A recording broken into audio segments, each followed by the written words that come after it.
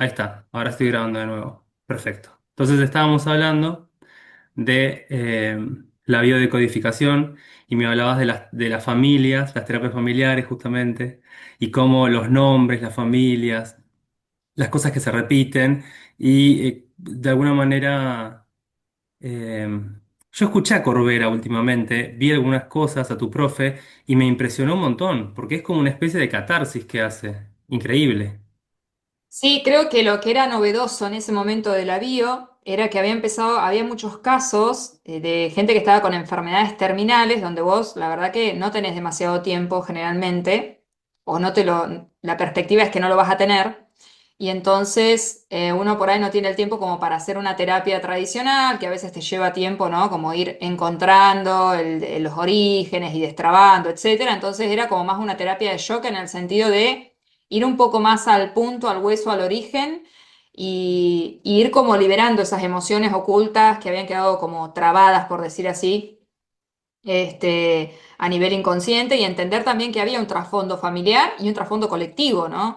Es empezar a entender casi como, yo digo que es como si fuera toda una ingeniería civil del inconsciente colectivo, familiar y el inconsciente personal, y empezar a entender que no es que nos pasan cosas porque qué desgracia, ¿no? A veces que uno dice no, sino que hay un inconsciente que mueve información, como pasa con constelaciones familiares que trabajan el campo de la familia, el campo energético, las cosas que han sucedido que están en ese campo donde uno está conectado y cómo a veces diferentes personas de la familia encarnan determinados conflictos. eh, Entender qué vine yo de alguna manera a representar y para qué es muy liberador. Muchas veces además nos hace entender a dónde ir, ¿no? A hacer ese trabajo emocional y de conciencia, porque si no muchas veces uno se pierde dando vueltas en cosas que nada que ver o la mente te lleva a buscar como motivos que no tienen nada que ver, que eso digo, son más divagaciones que, y no resolves nada, no puedes cambiar tu realidad, no podés realmente sanar, porque estás buscando donde no hay, ¿no?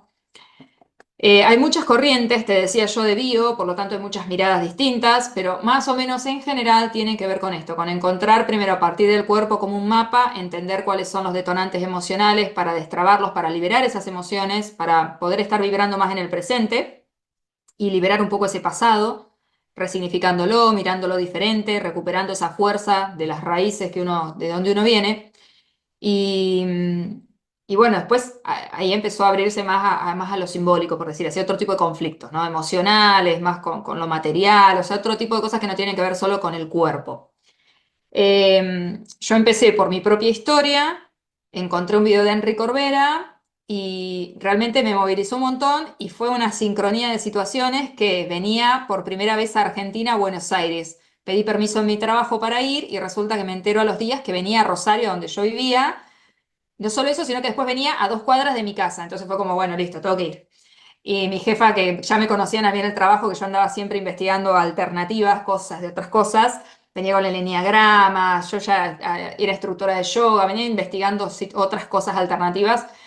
Bueno, me fui, eran 10 días, que era todo el día de 8 a 18 los 10 días, así que salías con el cerebro dado vuelta. 300 personas éramos en un hotel, me acuerdo, trabajando en grupos con tutores, aprendiendo mucho de medicina. Justo en esa época estaban los médicos cubanos, así que impresionante la excelencia de lo que te enseñaban. Y bueno, lo trabajé con mi propia historia, entendí mucho de mi propia historia. Uno siempre sigue descubriendo, es como va quitando capas de cebolla, por decir así, ¿no? Yo siempre digo con las terapias en general que uno tiene que atender el conflicto presente, porque a veces la persona descubre esto y dice, uy, pero yo tengo tantas cosas para, ¿no? Como no voy a tener tiempo para sanar. Y la idea es que no nos agarre como una compulsión por sanar, que también es uno de los males de la época últimamente, tanta información que es como, ¿cómo me pongo al día? Y no es así, yo creo que hay que atender al presente y el conflicto que está en el presente es el que hay que atender. A partir de ahí se va desanudando, ¿no? Lo que vaya apareciendo hay que atenderlo. Porque si quiero ponerme al día y empezar desde que nací, y bueno, obviamente, depende de la edad que tenga, puede ser un montón. Pero bueno, fue muy hermoso para mí, a mí me cambió un montón en el sentido de que me hizo entender muchas cosas, me dio muchas herramientas. eh, Y bueno, después fue muchos años de trabajo personal, de atenderme con personas que hacían biodecodificación, encontrar nuevas corrientes, investigar esas corrientes. Después estudié con la gente de Humano Puente, que son también, eran estudiantes de Enrique Corbera, que ampliaron e incorporaron la parte más chamánica, de los pueblos originarios a su mirada y fueron y siguen ampliando esa mirada. Es como cualquier, como la ciencia, ¿no? Que no tiene fin. Cuando te gusta vas aprendiendo, incorporando, comprendiendo cada vez a otros niveles las cosas.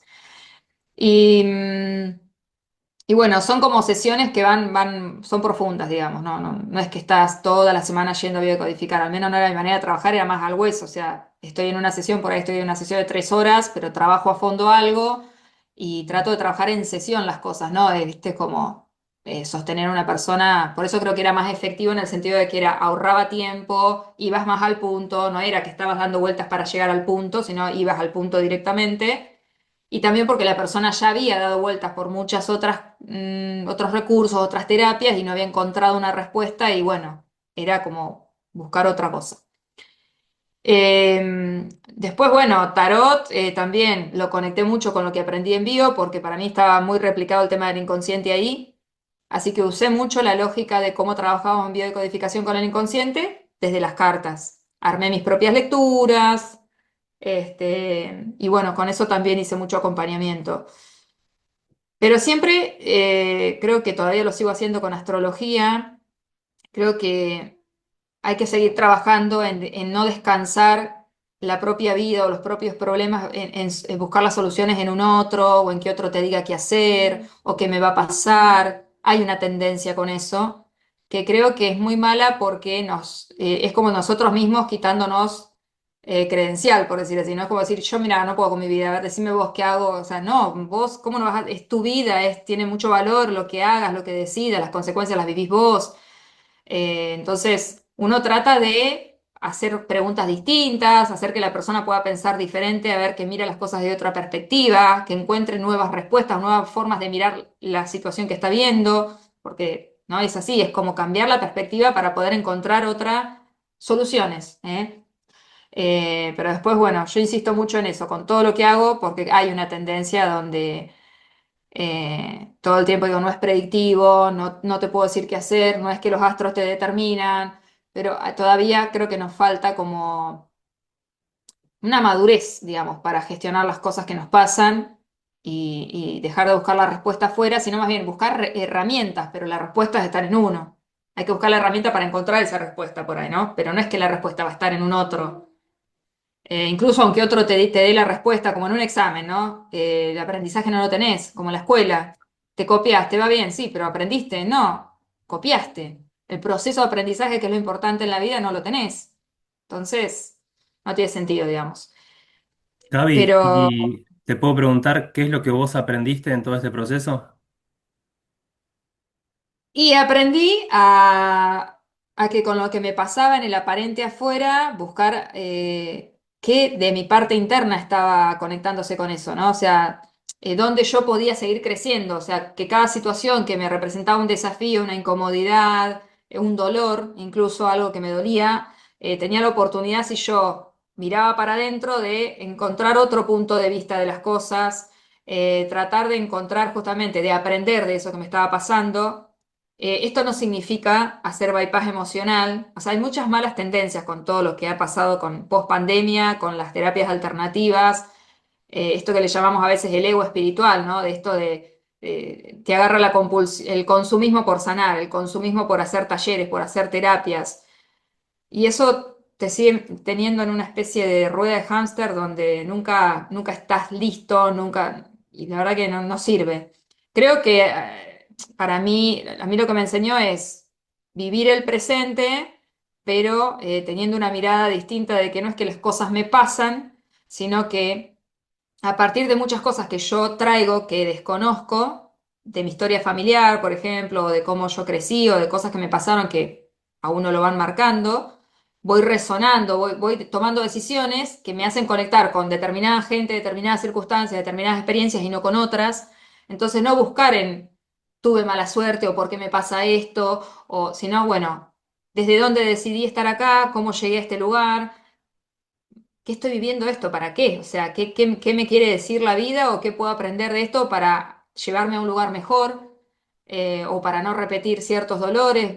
Yo siempre digo que está bueno mirar la propia historia o el pasado, no para juzgar, porque es muy soberbio y generalmente vamos mal cuando hacemos eso, sino más bien para como mirar con curiosidad la historia de nuestros padres, nuestros abuelos, nuestra familia, nuestros ancestros, incluso hasta desde lo colectivo, ¿no?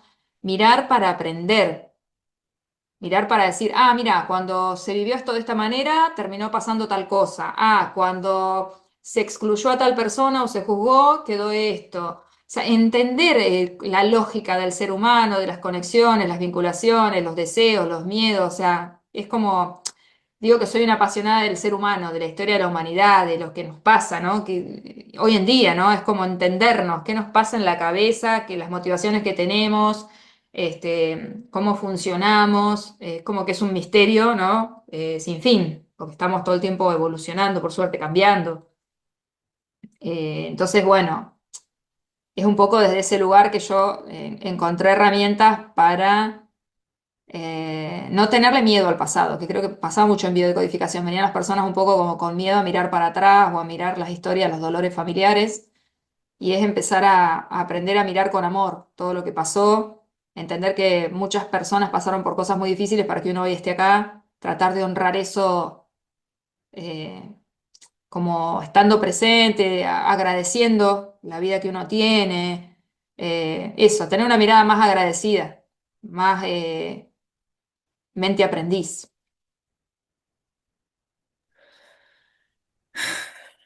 Vos sabés que también escucho a Jodorowsky a veces y habla del tarot y que el tarot es una forma de leer el presente. Si yo tuviese que preguntarte qué mundo hoy determina el tarot o qué carta del tarot es el mundo de ahora, o qué carta, qué arcano determina la pospandemia, el gran reseteo, etcétera, etcétera. ¿Cuál dirías vos?